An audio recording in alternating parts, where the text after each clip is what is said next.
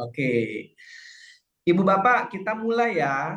Jadi, Ibu Bapak dan teman-teman, kalau minggu lalu kita sudah belajar mengenai perayaan Tahun Yobel dan juga pembebasan budak. Nah, malam ini kita akan membahas lebih jauh lagi. Kita ingat ya, minggu lalu kita belajar bahwa inti dari Tahun Yobel adalah kebebasan, di mana Allah berbelas kasih dan mau agar bangsa Israel terbebas dari hutang dan juga terbebas dari perbudakan. Kenapa? Karena Allah mengasihi bangsa Israel, bahkan Allah tidak mau bangsa Israel menjadi budak di Mesir, sehingga dengan adanya tahun Yobel, para budak ini dibebaskan. Ya, para majikan itu wajib membebaskan para budak. Tapi para budak juga punya hak kalau tidak mau dibebaskan. Dalam arti, kalau para budak ini merasa nyaman, merasa senang bekerja dengan majikannya, maka pada tahun Yobel mereka boleh tidak menggunakan hak kebebasan itu. Ya, tapi konsekuensinya adalah mereka tentu akan menjadi budak sampai selama-lamanya. Itu konsekuensinya kalau mereka tidak mau menggunakan hak kebebasan pada tahun Yobel. Tahun Yobel itu diadakan 50 tahun sekali. Tadi Bu Herna sempat singgung ya, kita tahun ini kan merayakan tahun Yubelium. Ya, diadakan setiap 25 tahun sekali. Ini yang disebut dengan Yubelium kecil atau biasa. Tapi ada juga Yubelium yang besar, yang agung, itu diadakan biasanya 50 tahun.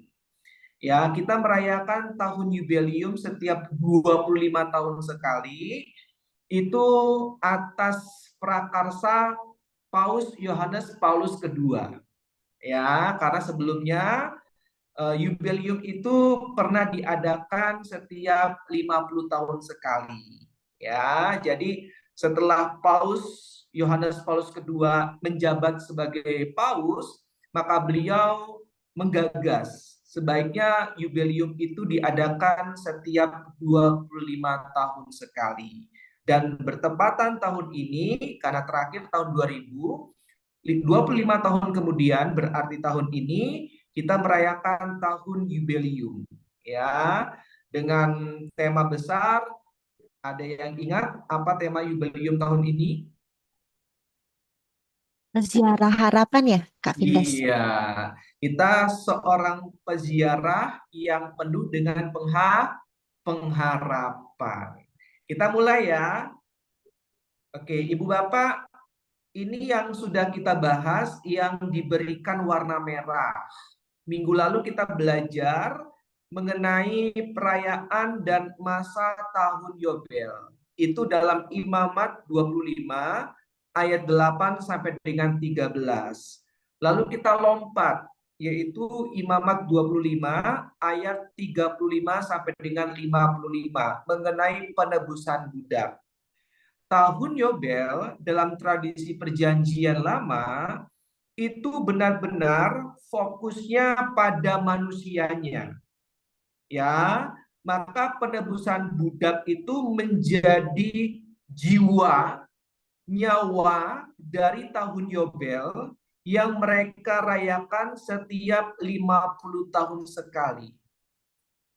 Ya, jadi penebusan budak itu merupakan nyawa dari tahun Yobel. Seperti di awal tadi saya bilang bahwa ini benar-benar Allah inginkan karena tidak mau bangsa atau umat kesayangannya menjadi budak sampai selama-lamanya. Maka tahun Yobel itu dirayakan dan mencapai bocor ya, dan mencapai puncaknya pada penebusan budak. Nah, sekarang kita akan bahas 4 topik utama. Yang pertama, perjualbelian tanah, pengistirahatan tanah, penebusan tanah, dan penebusan rumah. Empat ini juga yang dilakukan pada tahun Yobel. Ya, sekarang kita mulai dari yang pertama. Aturan jual beli tanah itu ada dalam Imamat 25 ayat 14 sampai dengan 17. Ibu bapak dan teman-teman, menurut aturan dalam Imamat 25 ayat 14 sampai dengan 17 ini, nah ini menarik nih ya. Orang dilarang menjual atau membeli tanah yang pada dasarnya tidak dapat dipindahkan hak miliknya pada orang lain, seperti tanah warisan. Jadi tidak boleh tanah warisan itu dijual dan dibeli. Itu tidak boleh. Maka kalau ternyata terjadi juga perjualbelian tanah, aturan mainnya tidak boleh didasarkan pada ukuran luas tanahnya. Sekarang kan kalau kita beli tanah itu hitungnya per meter. Betul ya? Per meter berapa juta? Kalau di Menteng, Jakarta Pusat itu per meter 30 juta. Jadi kalau misalkan ada yang punya rumah di Menteng, itu ya bisa dikatakan old money. Itu orang kaya yang udah lama jadi orang kaya, ya. Karena 30 juta per meter persegi itu di Menteng. Saya nggak tahu kalau di daerah Cengkareng, Pak Kardi, ya. Tapi saya rasa sudah cukup mahal. Ya, di Salib Suci, daerahnya Bu Lorencia juga rasanya sudah cukup mahal ya, Ibu ya. Nah, jadi intinya bahwa orang Israel kalau mau jual beli tanah itu hitungnya bukan pada luas tanahnya, tetapi dihitungnya itu pada jumlah tahun sesudah tahun Yobel dan jumlah tahun panen. Jadi misalkan tahun Yobel itu tahun 2025. Sekarang nih, tahun Yobel nih. Nah, maka kalau ada orang yang mau jual tanahnya, maka perhitungannya bukan perhitungan yang luasnya berapa, lebarnya berapa, panjangnya berapa. Bukan. Melainkan tahun pertama setelah tahun Yobel. Misalkan tahun 2026 terjadi transaksi jual beli tanah, ya, maka dihitungnya 1 tahun. Jelas ya, Ibu Bapak dan teman-teman ya. Kenapa? Karena nanti tanah itu harus ditebus. Ingat, ini kan tanah warisan yang sebenarnya tidak boleh dijual belikan. Nah, kalau memang terpaksa dijual belikan, maka tanah itu harus ditebus. Ya, kalau misalkan barusan tahun Yobel, tahun 2025 ini, tanahnya kan kembali kepada sang pemilik tuh. Lalu tahun 2026, pemilik ini mau jual tanah itu. Maka hitungnya adalah 1 tahun setelah tahun Yobel. Jelas ya Ibu Bapak dan teman-teman ya. Lalu nanti tahun 2027 berarti 2 tahun setelah tahun Yobel dan seterusnya. Nah, itu cara mereka menentukan harga untuk jual beli tanah. Intinya adalah jangan merugikan satu sama lain. Itu.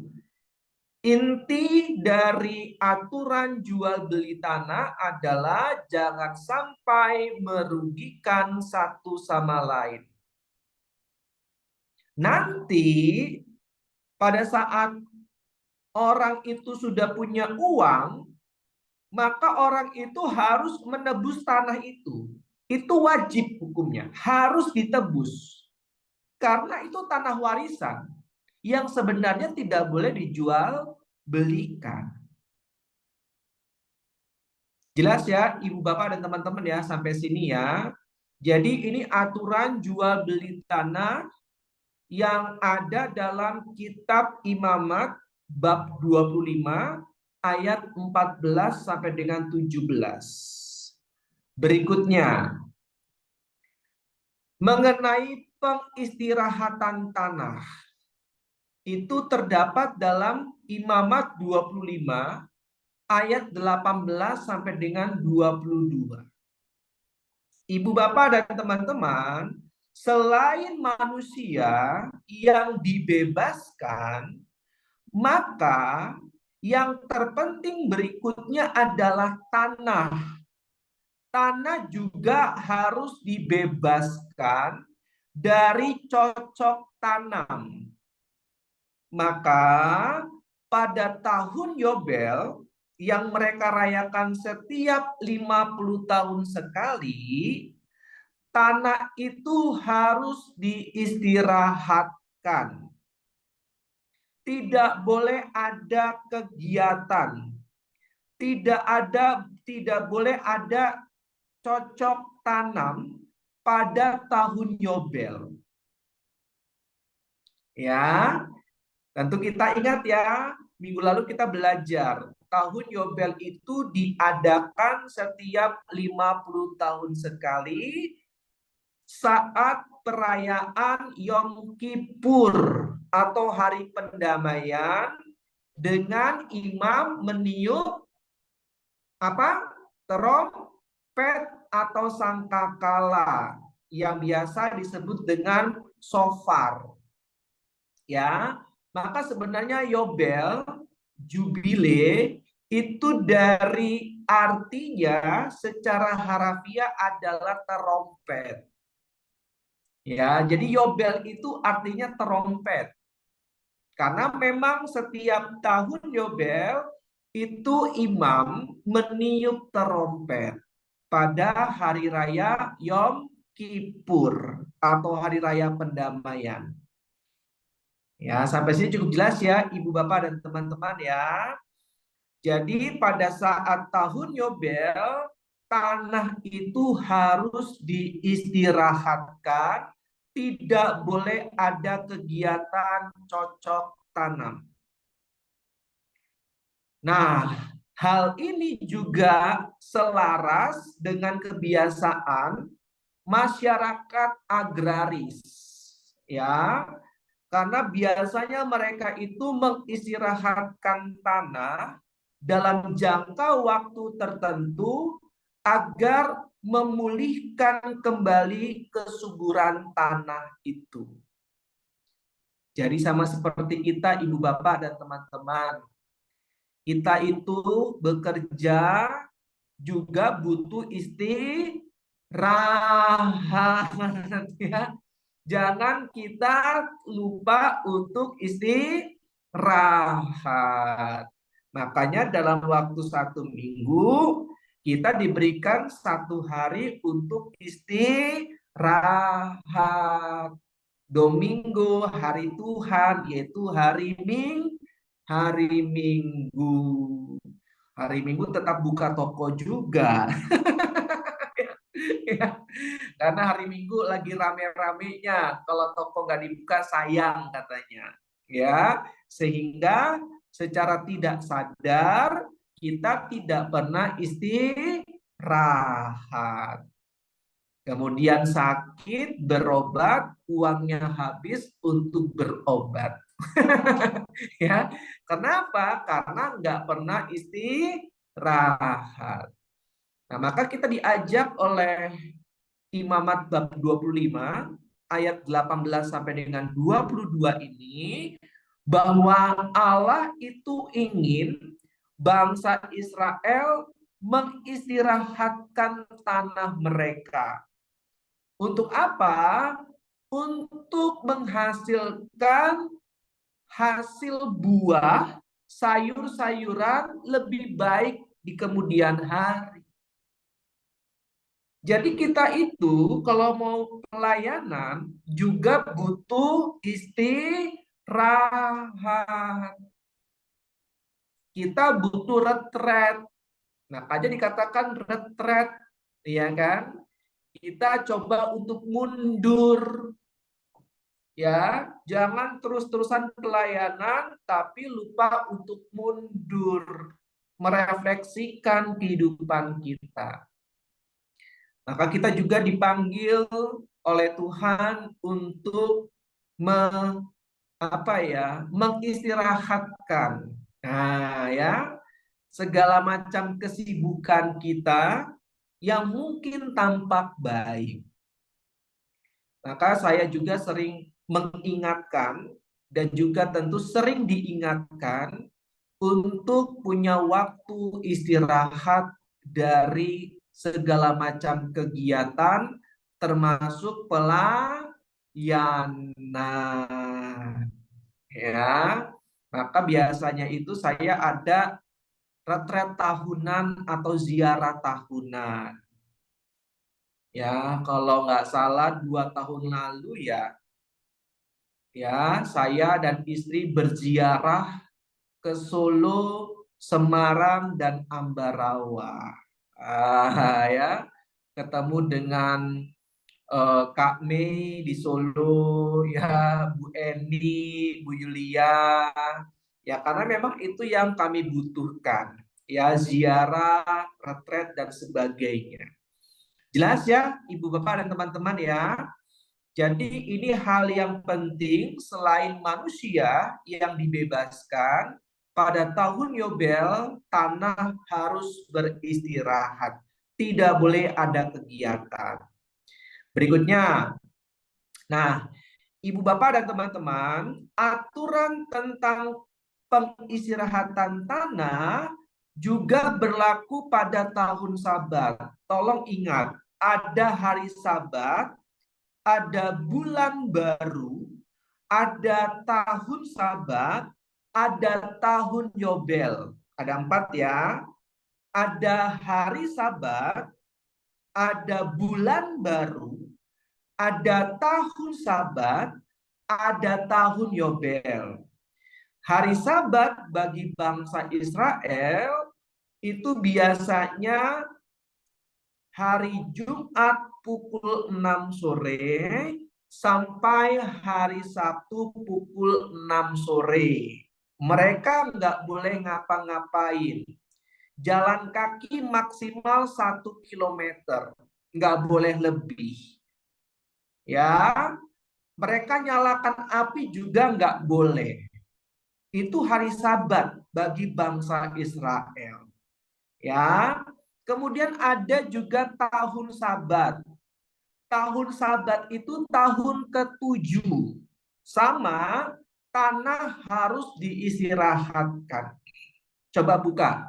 Keluaran 23 ayat 10 sampai dengan 11. Jadi pada tahun Sabat, tahun ke-7, tanah juga harus beristirahat. Jadi efektifnya para petani itu hanya 6 tahun untuk bercocok tanam. Karena apa? Karena tahun ke-7 tanah itu harus diistirahatkan. Silakan satu orang volunteer. Keluaran 23 ayat 10 sampai dengan 11. Keluaran bab 23 ayat 10 sampai. Selama 6 tahun engkau boleh menabur di tanahmu dan menuai hasilnya. Tetapi pada tahun ke-7 engkau harus membiarkannya dan meninggalkannya, supaya orang miskin di antara bangsamu memperoleh makanan. Apa yang mereka tinggalkan harus dibiarkan untuk dimakan binatang liar. Yang juga kau lakukan dengan zaitun. Oke, terima kasih Kak Mi. Jadi Ibu Bapak dan teman-teman, barusan kita mendengar ya, lagi kesek-kesek. Oke, terima kasih. Punya siapa itu kresek-kresek? Mungkin pas Sinyalnya naik turun ya, nggak apa-apa Ibu Bapak, wajar. Saya lanjutkan ya. Nah, barusan kita mendengar tahun Sabat dikatakan 6 tahun lamanya engkau menabur di tanahmu dan mengumpulkan hasilnya. Jadi selama 6 tahun itu mereka boleh menabur di tanah mereka.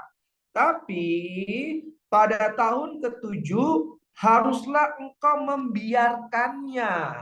Jadi tanah itu harus dibiarkan, tidak boleh ada cocok tanam. Dan meninggalkannya begitu saja. Jadi dibiarkan aja tahun ketujuh. Supaya orang miskin di antara bangsamu dapat makan. Jadi inilah yang disebut dengan penyelenggaraan ilahi, ya, Providentia Dei, ya, penyelenggaraan Allah. Allah memelihara orang miskin dengan tahun ketujuh sang pemilik tanah membiarkan tanahnya. Sehingga pohon-pohon itu menghasilkan buah dan mereka tidak boleh memetik buah dari pohon mereka sendiri pada tahun ketujuh. Kenapa? Karena hasil dari pohon-pohon itu, yaitu buah, sayur, dan sebagainya, pada tahun ketujuh dikhususkan bagi orang miskin. Sampai sini cukup jelas Ibu Bapak dan teman-teman. Ya, jadi semangat tahun Sabat itu adalah semangat solidaritas. Ya, membantu mereka yang miskin, membantu mereka yang berkekurangan agar mereka dapat makan dari hasil pohon dan tumbuh-tumbuhan yang tidak diambil oleh sang empunya ladang. Nah, ya. Tapi berbeda dengan tahun Yobel. Coba kita buka Imamat 25. Imamat 25 ayat 18 sampai dengan 22.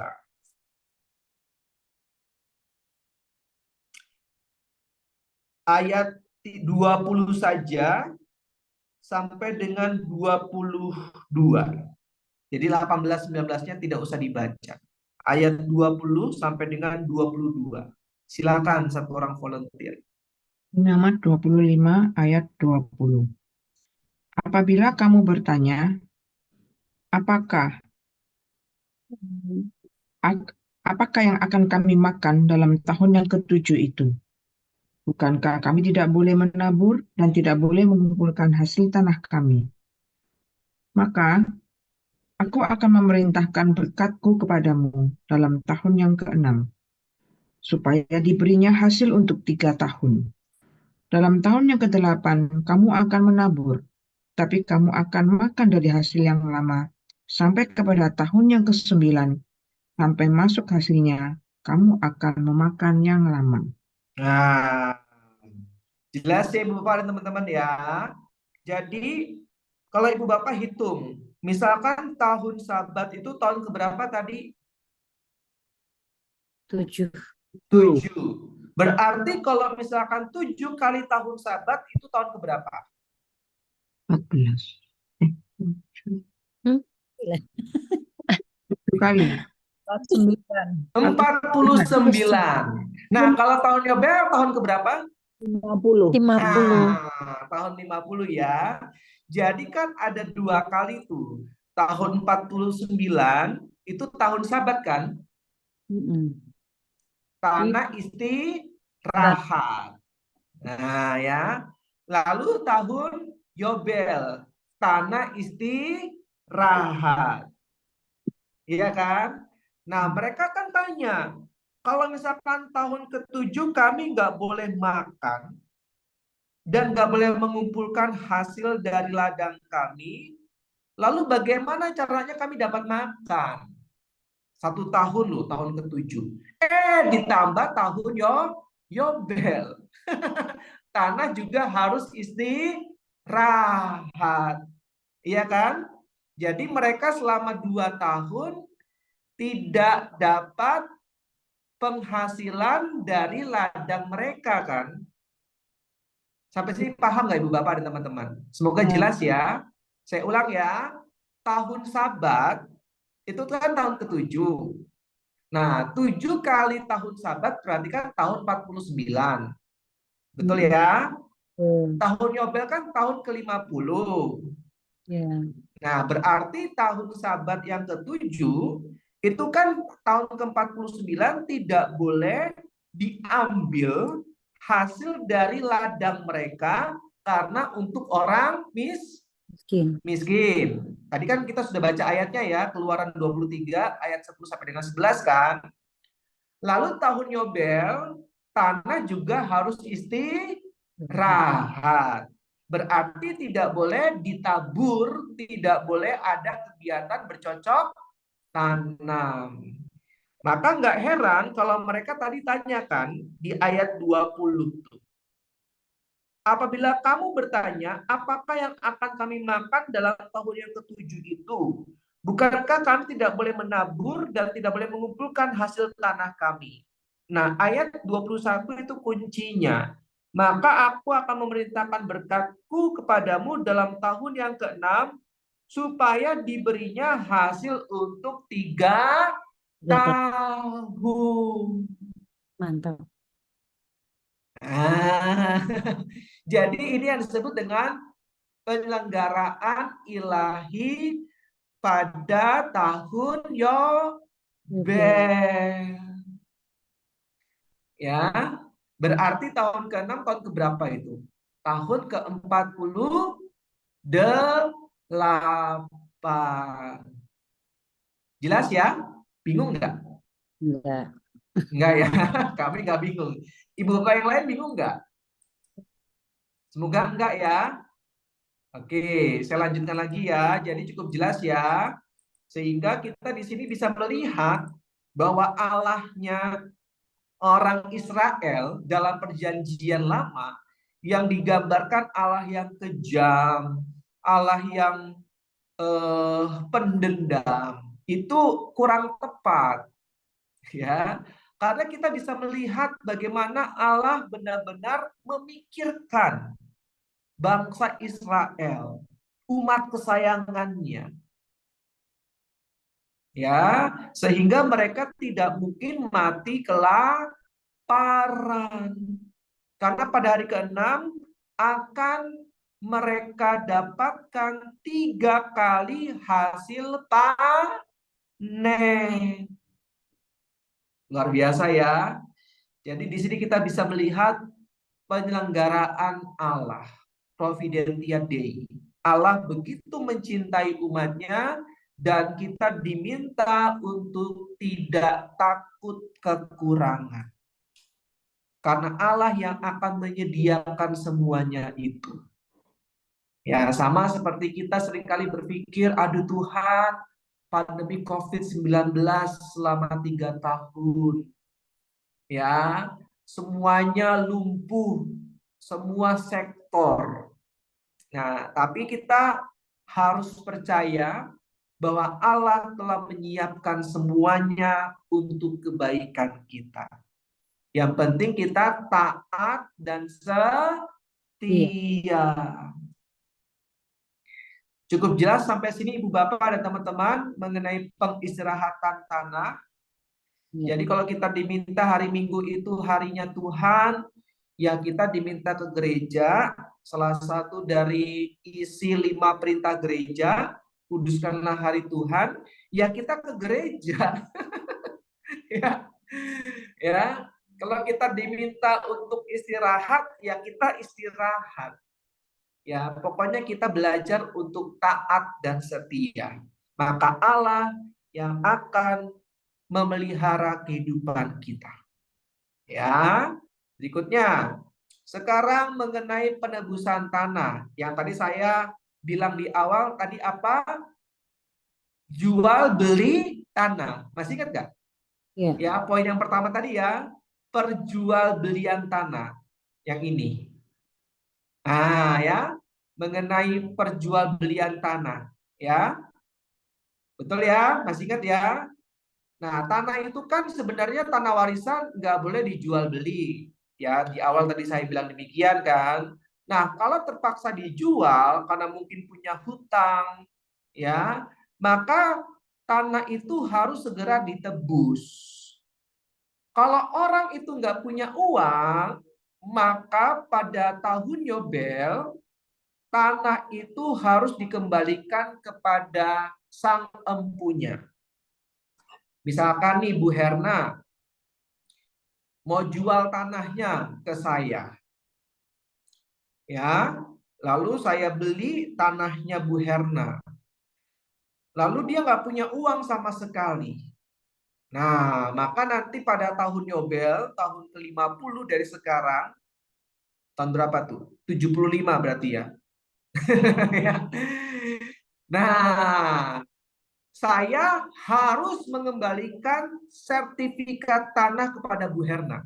Meskipun Bu Herna belum menebus. Jelas ya Bapak dan teman-teman ya. Jadi Bu Herna punya hak untuk meminta sertifikat tanahnya. Walaupun dia tidak punya uang untuk menebus. Tapi itu hanya terjadi pada tahun Yobel. Ah, ya. Di luar itu ada caranya. Nah, maka dibagi menjadi 3 cara aturan mengenai penebusan tanah. Yang pertama, kalau dirinya sendiri tidak mampu karena miskin, maka penebusan bisa dilakukan dengan perantaraan seorang penebus yang berasal dari kaum keluarganya. Ini dikenal dengan istilah goel atau penebus. Imamat 25 ayat 25. Silakan satu orang volunteer tolong bantu baca.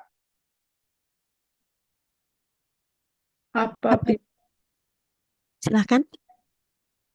apabila saudaramu jatuh miskin sehingga harus menjual sebagian dari miliknya, maka seorang kaumnya yang berhak menebus, yakni kaumnya yang terdekat harus datang dan menebus yang telah dijual saudaranya itu. Nah, ya.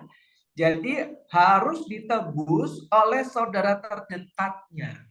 Kalau orang yang bersangkutan tidak punya uang untuk menebus. Ini yang disebut dengan goel.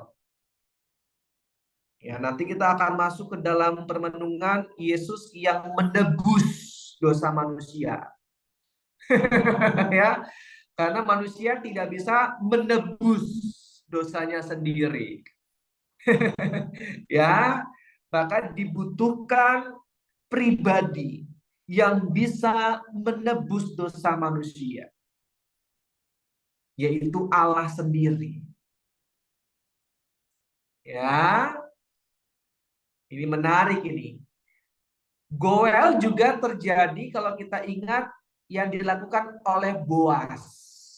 Ya, Boas menebus istri saudaranya yaitu Ruth. Masih ingat ya? Sehingga saat itu Boas dikatakan sebagai goel atau penebus. Nah, itu yang pertama, cara yang pertama. Jadi kalau ada saudara terdekatnya punya uang kaya raya, itu bisa menebus tanah warisan yang telah dijual oleh saudaranya. Ya. Yang kedua, kalau dirinya sendiri setelah cukup waktu mampu mengusahakan tebusan, maka dapat ditebusnya sendiri. Kayak tadi misalkan Bu Herna, sertifikat tanahnya saya pegang. Ya kan? Nah, maka Bu Herna menabung untuk bisa menebus sertifikat tanah yang telah dijualnya. Jelas ya, Ibu Bapak dan teman-teman ya. Nah, itu dapat dilakukan. Ya. Tapi Kak Vindes bukan pada tahun Yobel ya? Nah, bukan pada tahun Yobel. Oh, oke. Ya. Cara yang ketiga yaitu pada saat sama sekali nggak mampu berbuat apa-apa, saudara-saudaranya mohon maaf juga sama miskinnya, sehingga nggak ada yang bisa menebus, ya kan? Yang kedua juga nggak punya uang, setelah diusahakan sedemikian rupa, uangnya juga nggak cukup buat menebus, maka satu-satunya harapan adalah menunggu pada tahun Yobel. Nah, jelas ya Ibu Bapak dan teman-teman ya. Dan pada tahun Yobel itulah tanah warisan itu harus dikembalikan kepada pemiliknya. Kalau tadi contohnya Bu Herna, tanpa pembayaran.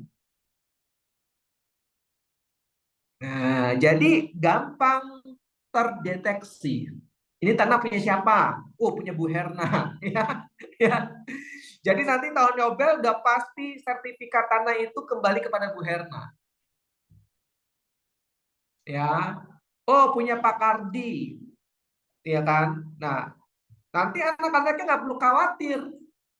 Ya, tahun ke-50 sertifikat itu akan kembali kepada Pak Kardi. Karena itu tanah warisan. Ingat ya, Yosua saat itu membagi kepada 12 suku. Ya, ini tanah warisan, tanahnya Tuhan. Ya, dibagi semua. Yang nggak dapat itu Yusuf dan Lewi. Lewi karena dikhususkan untuk ibadat. Ya, Yusuf karena sudah meninggal di Mesir.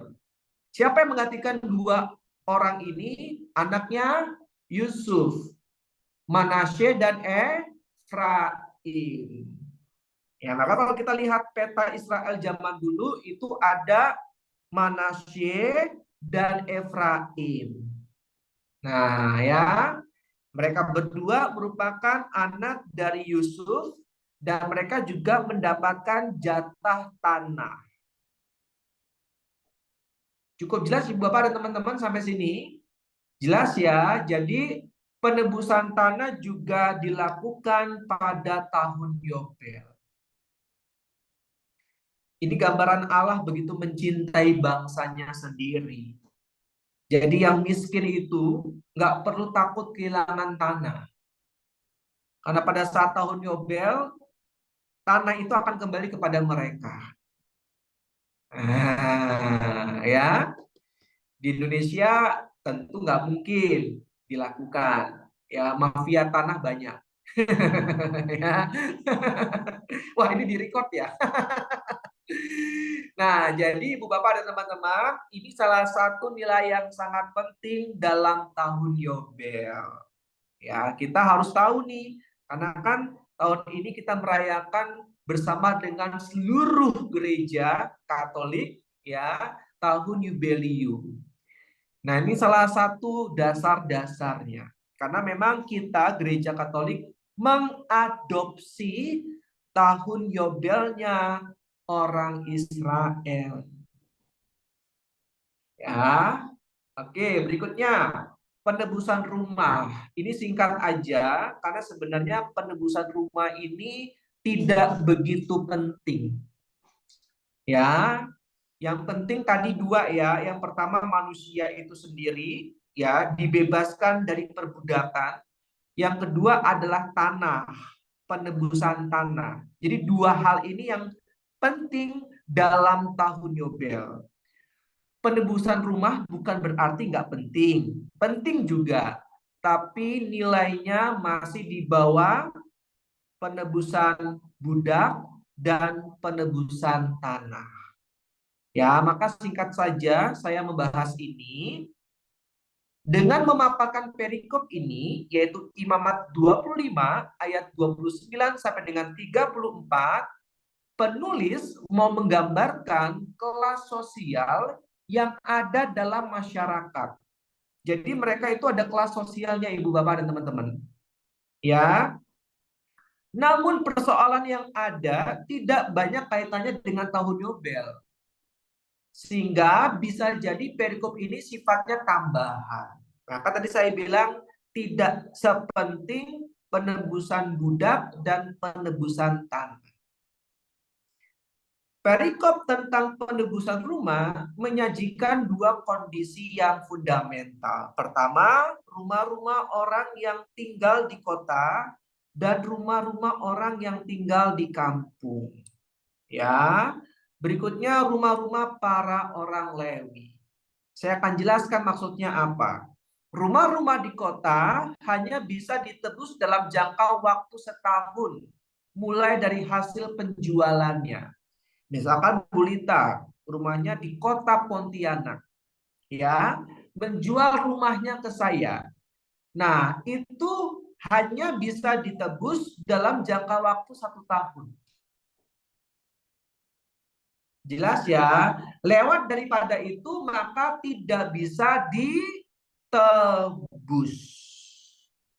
Beda dengan rumah-rumah yang ada di kampung. Ya, rumah-rumah yang ada di kampung harus dikembalikan kepada pemiliknya yang semula pada tahun Yobel. Nah, jadi kalau misalkan rumah itu sudah dijual di kampung ya, maka nanti pada tahun Yobel harus dikembalikan kepada sang empunya rumah. Kenapa? Alasannya adalah rumah-rumah di kota itu tidak menjadi dasar mutlak untuk hidup suatu keluarga. Ya, kalau di kampung, rumah-rumah itu sangat penting, berkumpulnya keluarga. Ya, dan juga banyak sekali para petani yang tinggal di kampung. Ingat, mereka sebagian besar adalah petani. Nah, kalau misalkan rumah-rumah orang kampung itu tidak dikembalikan pada tahun Yobel, maka mereka tidak punya rumah untuk tinggal. Ya, jadi pada tahun Yobel rumah itu harus dipulangkan kepada sang pemiliknya. Nah, kalau rumah-rumahnya orang Lewi bisa ditebus kapanpun. Ya, nggak perlu menunggu tahun Yobel. Ya, nggak perlu 1 tahun. Bebas kapanpun dia mau menebus silahkan. Ya, tapi pada saat tahun Yobel maka dikembalikan kepada mereka, ya, kaum Lewi. Jelas ya, Ibu Bapak dan teman-teman ya, ini sekilas aja karena tadi ya sifatnya tambahan. Nah, sekarang kita masuk ke tahun Yubelium dalam Gereja Katolik. Apa kaitannya? Ibu Bapak, tahun Yubelium itu momen istimewa yang dirayakan setiap 25 tahun sekali. Ya.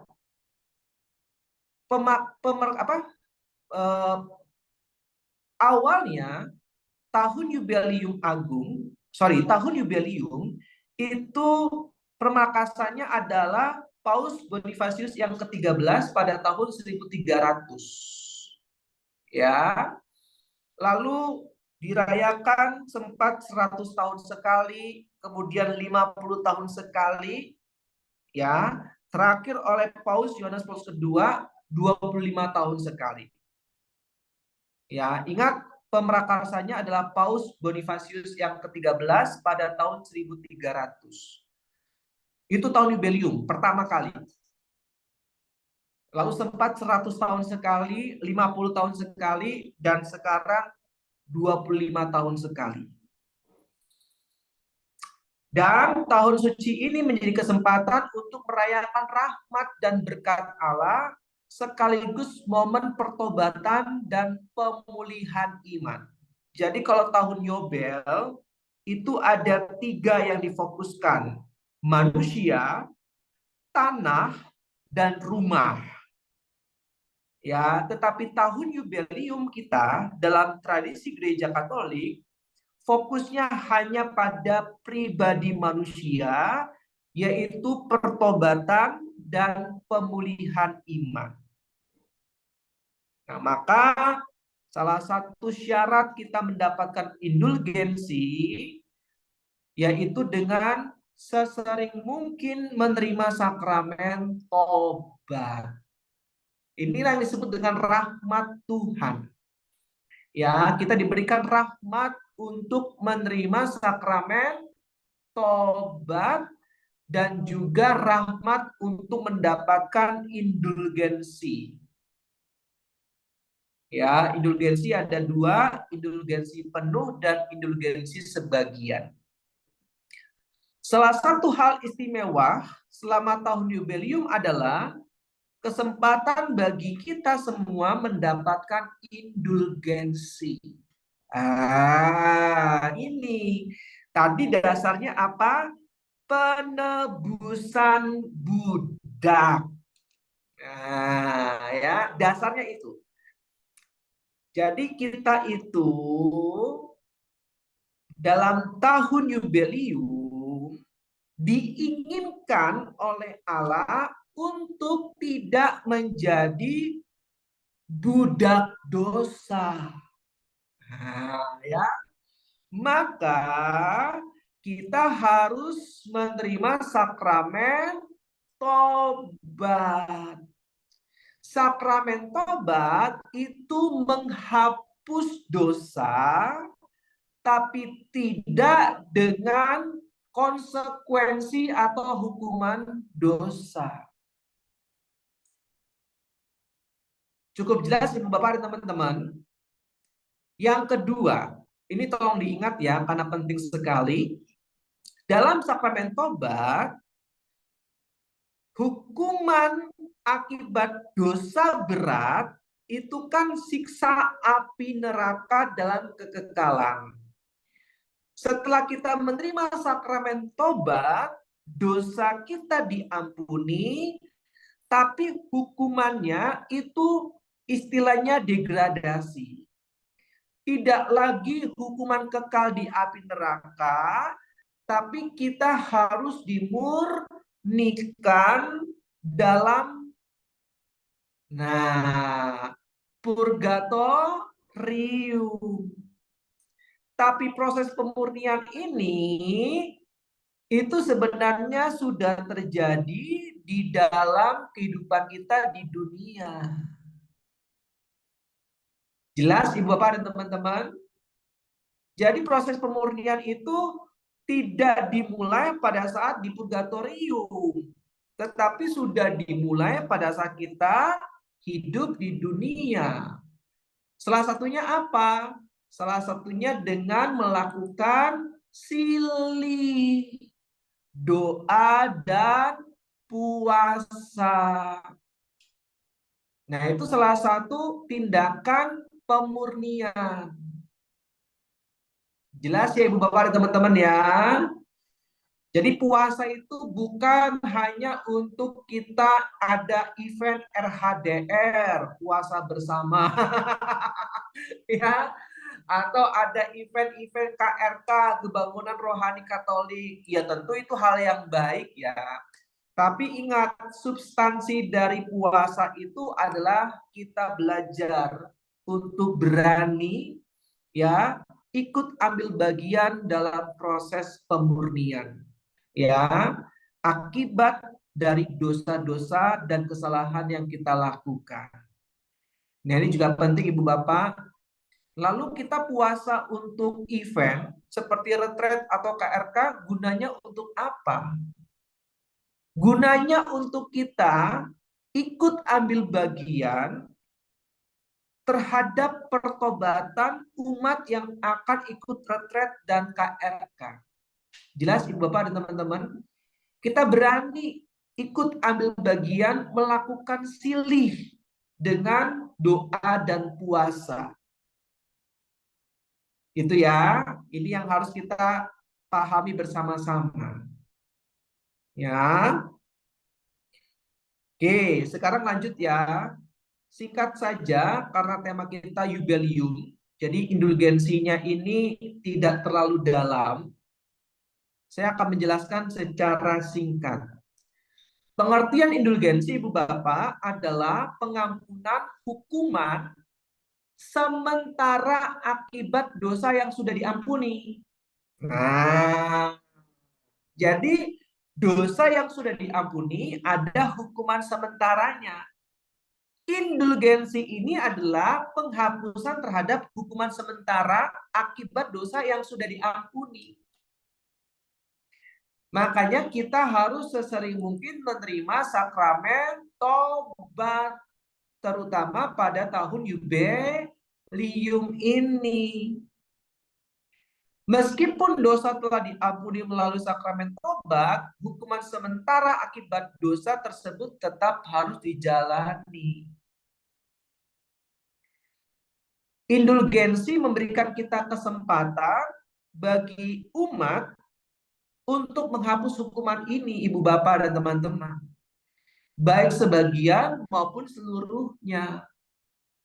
Ya, secara gampang dan sederhana, indulgensi itu adalah cara gereja membantu umat mendekatkan diri kepada Allah dengan mengurangi atau menghilangkan konsekuensi sementara dari dosa yang telah diampuni. Maka manfaatkanlah tahun Yubelium ini. Jelas ya Ibu Bapak dan teman-teman ya. Maka gereja itu adalah sakramen keselamatan. Gereja memberikan fasilitas, memberikan sarana. Karena gereja adalah tubuh Kristus.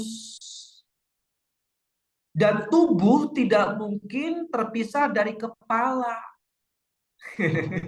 Ya. Jadi kalau Kristus ingin kita semua diselamatkan, maka karya keselamatan Kristus diteruskan oleh gereja melalui sakramen.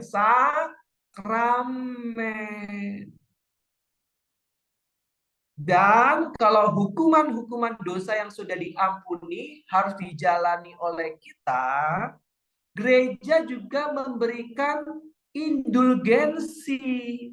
Bayangkan tuh. Jadi kita umat Katolik itu benar-benar sangat difasilitasi. Ya. Maka kita ajak saudara kita, orang tua kita, anak kita untuk merayakan tahun Yubelium ini.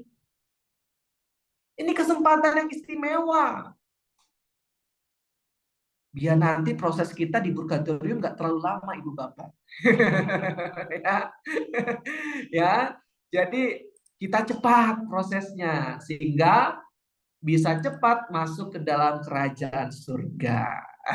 Amin. Amin ya. Ini penting karena seringkali kita itu bingung ya mengenai tahun Yubelium. Dasarnya apa? Dasarnya tadi ya bahwa Allah tidak mau manusia menjadi budak. Ya, maka pada tahun Yobel ya, tahun Yobel bangsa Israel diberikan hak untuk keluar menjadi orang bebas, tidak lagi menjadi seorang budak. Tapi mereka juga boleh tidak menggunakan hak kebebasan itu karena mereka mungkin nyaman menjadi budak. Ya, sama seperti kita. Kita juga diberikan hak untuk menolak rahmat Tuhan dalam tahun Yubelium itu. Ya, karena mungkin kita nyaman terhadap dosa kita. Ya. Jadi kita maunya jadi budak dosa, ya. Nah, Allah memberikan kita hak, ya, kehendak bebas. Saya nggak mau memanfaatkan tahun Yubelium, ya. Saya tidak mau mendapatkan indulgensi. Saya tidak mau menerima sakramen tobat karena saya nyaman dengan dosa-dosa saya. Nah, itu pilihan kita. Ya, dan Allah tetap memberikan kita kehendak bebas. Namun Allah terus berkumandang, bergaung dalam suara hati kita agar kita dapat kembali kepada Tuhan. Nah, maka kita itu harus menjadi corongnya Tuhan, suaranya Tuhan, untuk terus mengajak saudara, keluarga, anak, orang tua, cucu, teman, siapapun itu, untuk memanfaatkan, memaksimalkan tahun yubileum ini untuk pertobatan dan pemulihan iman. Cukup jelas Ibu Bapak dan teman-teman? Ya. Oke, berikutnya sekarang kita lanjut ya. Dosa itu memiliki dua akibat. Yang pertama, tentu akibatnya adalah kesalahan dari dosa. Ya, misalkan saya telah melakukan dosa membunuh orang yang tidak bersalah, maka tentu akibatnya adalah saya bersalah. Nah, maka saya harus diampuni karena saya telah melakukan kesalahan, yaitu melalui sakramen tobat. Nah, hukuman sementara itu dampak dari dosa yang sudah diampuni melalui sakramen tobat. Nah, kan tadi saya jelaskan membutuhkan pemurnian lebih lanjut, dimulai di dunia, dilanjutkan dalam purgatorium. Ya, maka kalau ada yang bilang pemurnian kita dimulai pada saat kita berada di api penyucian atau purgatorium, itu kurang tepat. Ya, pemurnian kita dimulai di dunia, termasuk penderitaan. Mohon maaf Ibu Bapak dan teman-teman, misalkan Anda saat ini sedang menderita, mohon maaf ya. Misalkan ada yang menderita karena anaknya meninggal dunia. Nah, itu salah satu bagian dari proses pemurnian kita. Penderitaan. Ya. Jadi, kalau kita masuk lebih dalam lagi, maka kita akan menemukan kekayaan akan iman dalam gereja Katolik. Kita bisa melihat penderitaan itu justru sebagai sarana untuk kita semakin dimurnikan. Ya, Santo Thomas Aquinas itu mengajarkan penderitaan itu membuat orang semakin rendah hati. Ya, jadi kita dimurnikan agar kita tidak lagi menjadi pribadi yang sombong. Ya, kita makhluk yang terbatas. Sehingga dengan penderitaan kita semakin sadar bahwa Tuhanlah yang berhak atas kehidupan kita.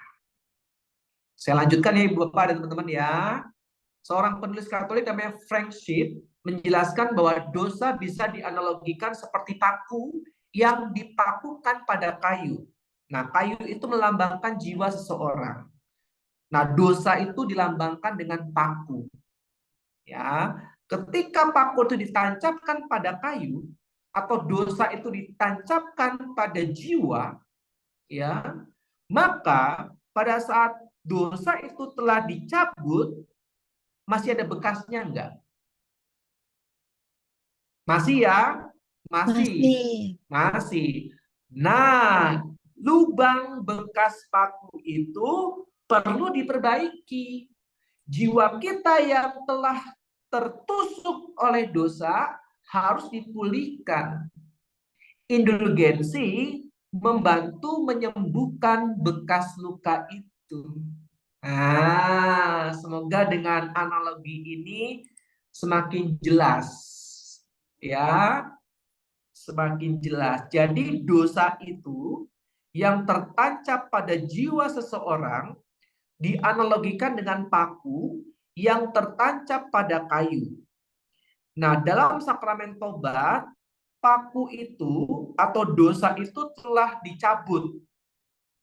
Ya, tapi kan bekasnya masih ada.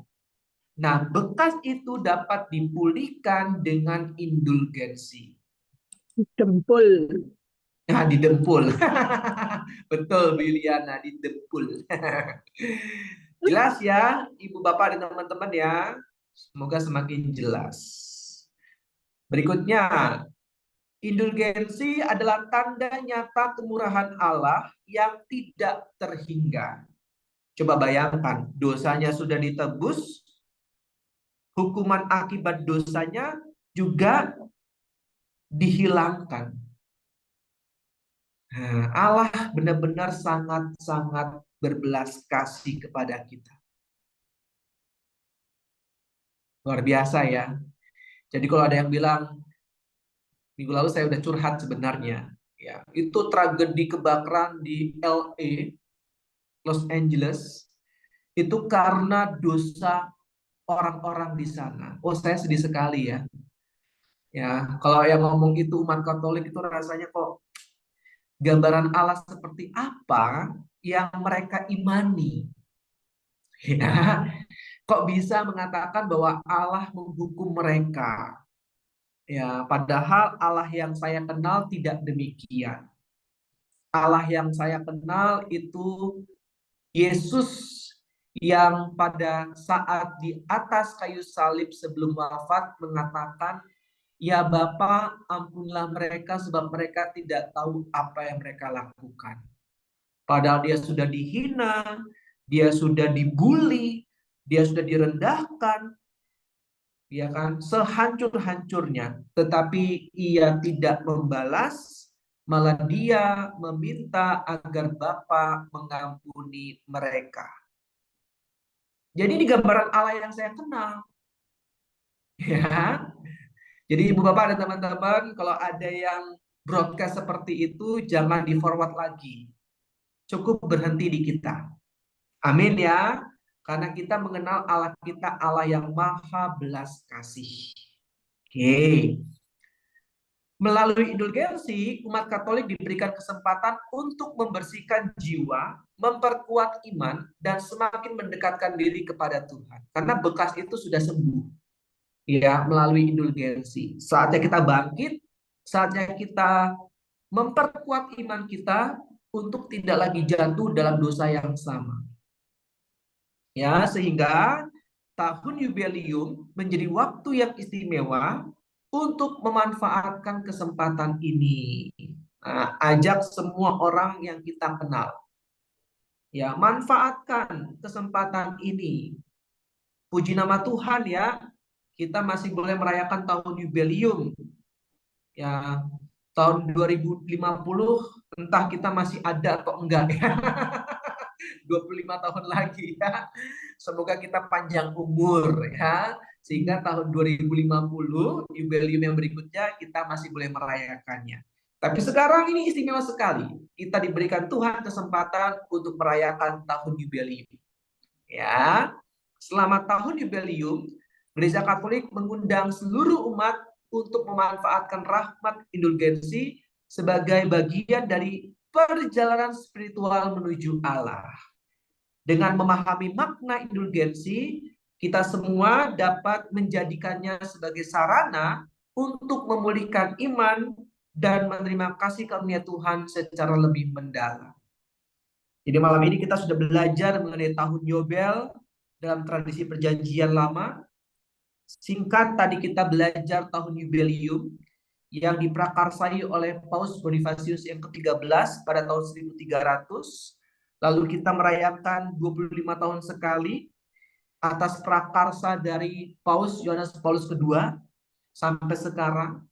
Ya, lalu kita sudah belajar jiwa dari tahun Yubelium di dalam Gereja Katolik, yaitu pertobatan dan juga tadi apa? Memperkuat iman, ya. Dan saat ini kita juga sudah belajar mengenai makna indulgensi. Jadi ini adalah hal yang sangat penting untuk kita perlu tahu dan perlu kita informasikan kepada teman-teman atau saudara kita. Manfaatkan tahun Yubelium. Ya. Karena 25 tahun sekali. Ya. Maka terakhir, Ibu Bapak dan teman-teman, ini tolong diingat ya, salah satu aspek penting dari tahun Yubelium adalah kesempatan untuk memperoleh indulgensi penuh, yaitu penghapusan temporal akibat dosa yang telah diampuni. Indulgensi penuh, ya. Maka untuk mendapatkannya umat harus memenuhi syarat-syarat tertentu. Ziarah ke gereja yang telah ditunjuk. Ya, kalau di Keuskupan Agung Jakarta itu 9 gereja dari 9 dekanat yang berbeda selama 1 tahun. Menerima sakramen tobat sesering mungkin. Berpartisipasi dalam Ekaristi, ya, hari Minggu dan hari-hari raya yang telah ditentukan oleh gereja. Dan berdoa sesuai dengan intensi paus setiap bulan, berbeda-beda intensinya. Ya, jadi ini adalah langkah-langkah konkret untuk kita boleh mendapatkan indulgensi penuh. Ya, jadi nanti kalau misalkan kita meninggal pada saat tahun jubileum ini dan kita sudah melakukan beberapa hal yang menjadi syarat untuk mendapatkan indulgensi penuh, maka kita akan cepat masuk ke dalam kerajaan surga. Ya, amin ya. Amin. Sekarang kita masuk ke dalam bagian yang terakhir, Ibu Bapak dan teman-teman. Tema tahun jubileum kita 2025 adalah peziarahan dan pertobatan. Tolong diingat ya.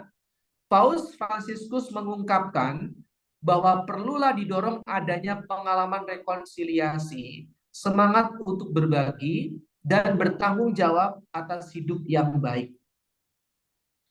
Ada beberapa pelayanan konkret dan kesaksian hidup yang diharapkan diwujudkan. Ini tolong dicatat dan diingat. Yang pertama, adanya pengalaman diampuni dan mengampuni yang dapat dihayati dalam sakramen tobat atau sakramen rekonsiliasi, kesediaan saling mengampuni dalam keluarga dan jemaat.